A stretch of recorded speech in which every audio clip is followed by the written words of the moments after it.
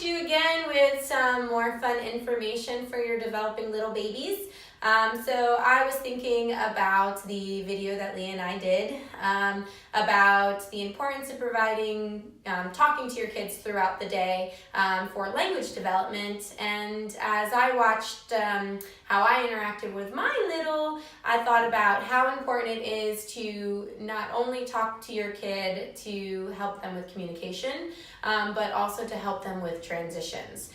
So some instances that come along for me when I think about how I give verbal cues to my baby throughout the day. Example, when she is swinging the swing, and instead of just taking her out when it's time to go, giving her those verbal cues can completely change how she reacts.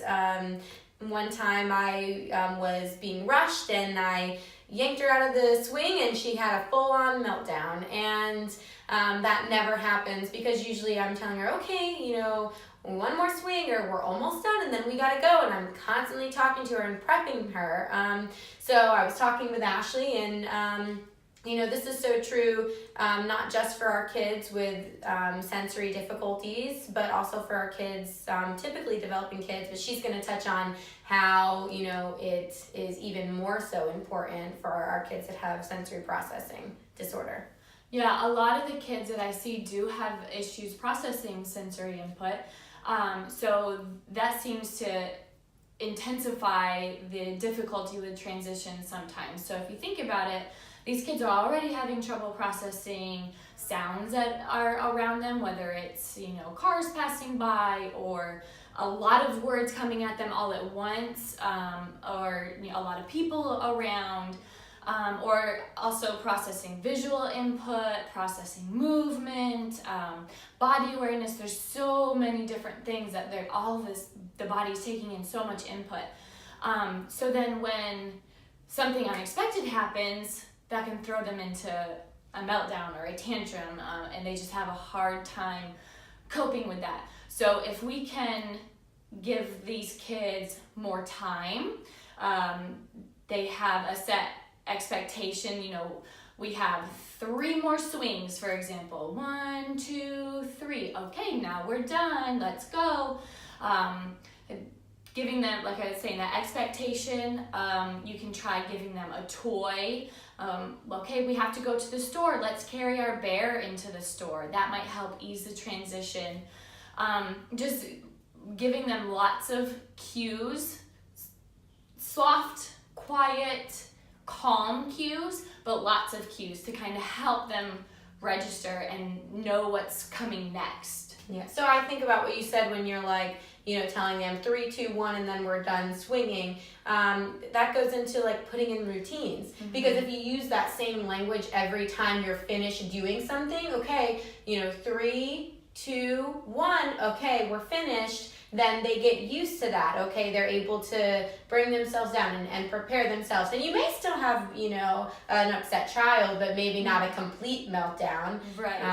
And that's when a behavior comes in usually. Like if they're not done playing with that toy, they don't want to stop playing with that toy, then we may see a behavior come out where they just don't want to move on. But having that expectation of what's coming next is what's really going to help ease that transition. Yeah. You talked about like giving time. I feel like so much we're just like rush, go. Especially our toddlers, they want to do things. They want to practice things. And we're like, let me just do it for you. And they can get so frustrated. I talked to you about, what if someone just came and picked us up and moved us somewhere without telling us what we were doing, or just like took something out of our hand. We'd be like, yeah, what are you doing? Like, that's not cool. But except, we have the understanding and ability to verbalize our frustration, and we are able to, regulate and process, whereas you were saying that the littles can't regulate like that. They don't know how to regulate those emotions like we can, so it's literally just, I can't tell you how upset I am. I can't make myself calm down, so I'm just going to be like, and just like freaking out. And then the parents are like, stop crying, why are you crying? But, most of the time it's because we didn't, give them the time that we needed or tell them that we were doing something. An example of a routine that I use with my baby, washing hands when she's done eating. It's a routine. She knows when she's done eating. I wipe her hands, I wipe her face. She doesn't like it. Well, I know a lot of babies don't, right? They're like turning their head, they're screaming, crying, they don't like it. Well, I start singing to her. As soon as I start singing, my husband or I, as soon as we start singing, she stops. Because I feel like kids can do anything for a duration. And if they know that when the song's over, this is over. So we sing, this is the way we wash your hands. And then as soon as we're done, she's like totally happy. But if we don't sing the song, she will scream every time. But yeah, that expectation and that set number of times. Yep. So, think about it. If it were you, you wouldn't want someone to come and grab things away or just pick you up and put you somewhere. Try to give a little bit more time for your kids. Verbalize that. Create routines. Especially our kiddos with sensory processing disorder or difficulty processing sensory information. I think we all have a little bit of areas where we struggle. Just taking those things into consideration and give those verbal cues to your kids. If you have any questions, comment below. Thanks so much.